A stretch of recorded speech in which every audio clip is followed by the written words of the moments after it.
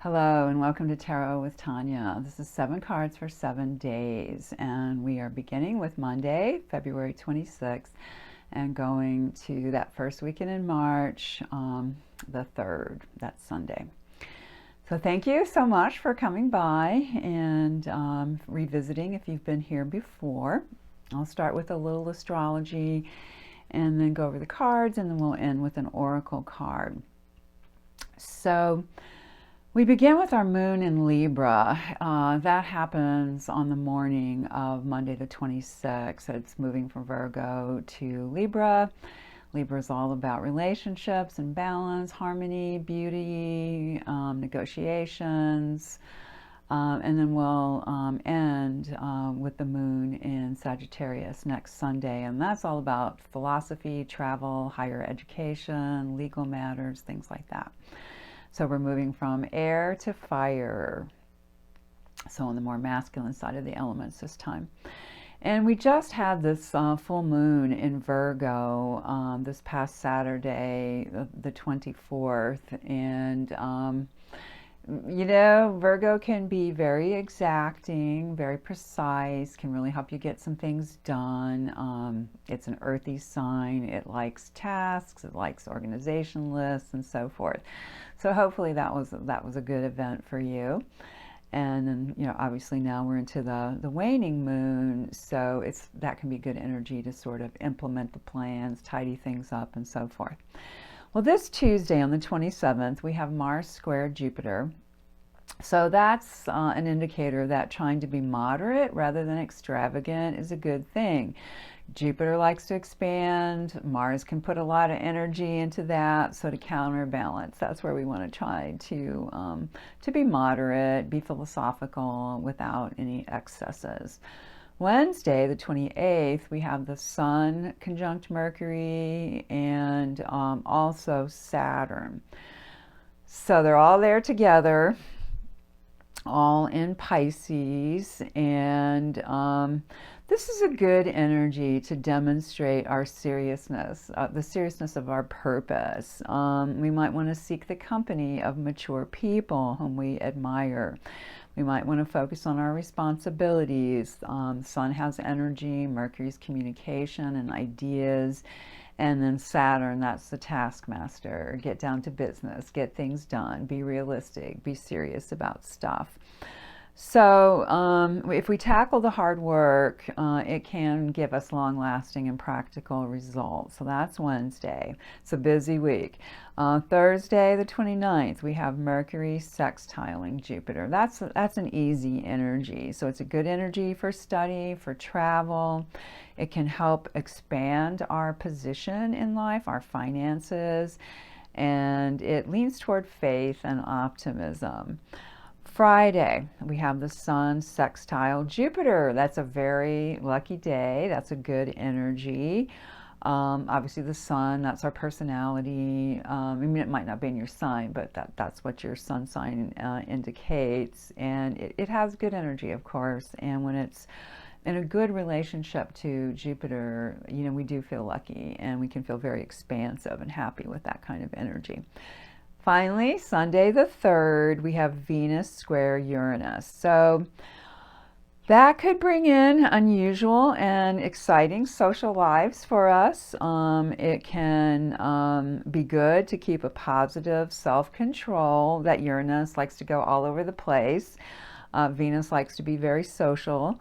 So you want to watch for erratic behavior. Again, that's the Uranus energy. And it could be a financial roller coaster too, so we want to watch that. And part of that is because Uranus is also in Taurus, which is the house of resources. All right, a very earthy house of resources. So I'm using the Crow deck today, and you know, of course, the first thing that jumped out at me is that we have no majors. It's all minors, not even any people cards this week. And we start off with a lot of fire, and then we end with air, which is exactly the opposite of where the moon energy is this week, which begins with air and ends with fire. So that's kind of an interesting reversal that we have going. We have a couple of eights, and I think those are our only duplicates in terms of the numerology. So our first crow card for Monday is the Eight of Wands, or staff, rods, people sometimes call them. Anyway, it's that fire energy, as I mentioned. And usually this is a very positive card, and I certainly see it that way here. So we could start our week with some really nice energy to get some things done. It is passionate also. It can be romantic. It can be like Cupid shooting out the arrows, but that also could be a lot of creativity for the day. And we continue with the fire on our Tuesday with the Four of Wands. And I think it's such a beautiful card. I love the big flowers coming out at the end of the wands on this one. And the two crows, making a connection at the bottom. This is often a celebratory card, read as a celebration. Good energies coming together. Four is very earthy. It's connected to the Emperor. It has structure. It has will to it. So, look for a place that you might celebrate. When I say a place, I mean like an area of life, something in life that brings in that energy of celebration for you, or passion. Something that, again, feels stable in some way too. We continue with the fire on Wednesday, and this time it is the 9. So you can see that each of these wands are, they're similar, but they're different in terms of what's around them, what else is depicted. And here we have our 8 standing, and then that 9th one on the ground, which the crow is working with. Sometimes this can be read as a card that's tending toward burnout. Like, okay, we've been through the battle, we've survived it, now we're stronger. I want to suggest that it can also be read as knowing when to use your energy and when to hold it back. So you're using it wisely. One cliche might be choose your battles wisely. So I think it's a good energy to say, what am I putting my strength into? What am I putting my energy into? By Thursday, we move into a more grounded energy through the pentacles.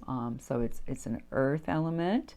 We have 2 connected to the high priestess, which is, intuitive, psychic, knowing things without really understanding why one knows them. It's like, the veil pulls back and that energy, that knowing can come in. Now, when it's earthy like this, often this one is described as like the juggler. So there are real material things that might need to be juggled. It could be different tasks. It could be different people. But there's something that is in need of balancing that can be balanced using this kind of energy. When we get to our Friday, we are moving into that sword energy, that air energy, which I mentioned earlier. So this came up last week. So obviously this is a lingering issue. And I forgot to mention too, when we get cards that present more of a challenge, as this one does, some readers call this a bardo state. And that means like a challenge to the soul. So here the challenge is a mental one because it is sword, so it's air, which represents our thinking, our verbal communication. And the crow seems to be trapped. I said this last week about the figure in there, but not really. There's a binding, but it's loose. You can see how the ribbons are sort of loose at the ends there, so it could be taken off. The swords aren't really a prison. They just appear to be that way. So we want to look at what our illusions might be, how we're feeling stuck perhaps in some way, trapped. don't see a path forward, and know that that isn't really the case. Now, the card is also connected through the numerology to the 8 card strength. And that is essentially making friends with our inner challenges. Some people call them the inner beast. I don't believe in the idea of taming that, because I don't really think that's the point. I think it's somehow using that energy and making peace with it. So that could be a good way to look at it. Maybe you say, oh, I feel like that's a fault, but maybe it's actually a strength in some way, at least in some areas. So when we get to Saturday, into our weekend, now we're back to that earth energy. So far we've had 3 wands, 2 earth cards, and 1 sword. And I'll just tell you, looking ahead, we end on a sword as well. So this one, the 7, is often seen as like a inventory of resources. What do I have? Because it's earthy, as I mentioned, with the pentacles. It can be very real in that sense. Like, how many jars of peanut butter do I have? How many do I need or want? What do I have in the bank? What can I do with my physicality? It can bring up questions like that. It's a 7, so it's connected to the Chariot. So it can help us move forward sometimes, just to stop, take that inventory. And often we have so much more than we realize, especially when we include ourselves as part of that, our skills, our talents. So then we end our week with the sword. And this one's pretty gnarly. Almost nobody likes to see a heart with swords, stabbed through and the ends poking out sharply like we have here. So this is a card that can be evocative of sorrow, of old heartbreaks, but in particular, it's fear around those. So it's obviously a bardo state. 3s are connected to the Empress, which is bounty, abundance, generosity, lots of resources, nurturing, the great goddess mother, things like that. But, there's a challenge here with it. Most of the 3s are very positive, but this one is the challenge. And again, remember, because it's mental, it can be worked through faster. So often this is something from the past. Are we holding on to an old hurt? How can we see things in a new way? It might be simple as having a conflict with a couple of people that will quickly pass. I mean, that's the thing about all these minors this week. They do pass quickly. So I would, look to the past, see if there's some sort of trigger there with this one, and know, again, it will pass quickly. And search for the abundance. I mean, again, this is connected to the Empress, and then having that Saturday where we're looking at the abundance, the resources in our lives.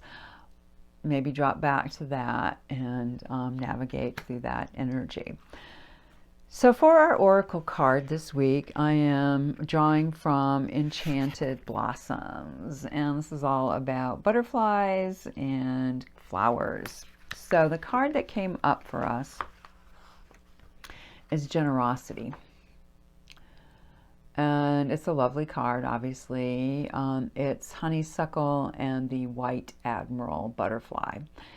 So I'll read from the booklet here. I do want to say before I do that it did make me think about the whole abundance and the generosity that needs to come toward the self, to be loving the self, to be supportive of the self rather than critical. So with its sweet nectar reminding us of summers gone by, honeysuckle is mostly native to China. More than half of the species is cultivated there.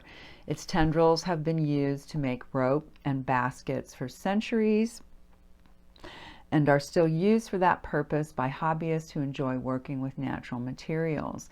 Honeysuckle bushes are used in gardens to attract hummingbirds and butterflies, and it can grow generously and voraciously.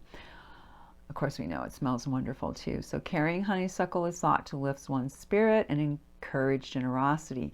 In A Midsummer's Night's Dream, Shakespeare writes, "Sleep thou, and I will wind thee in my arms. Fairies be gone, and be always away. So doth the woodbine the sweet honeysuckle gently entwist."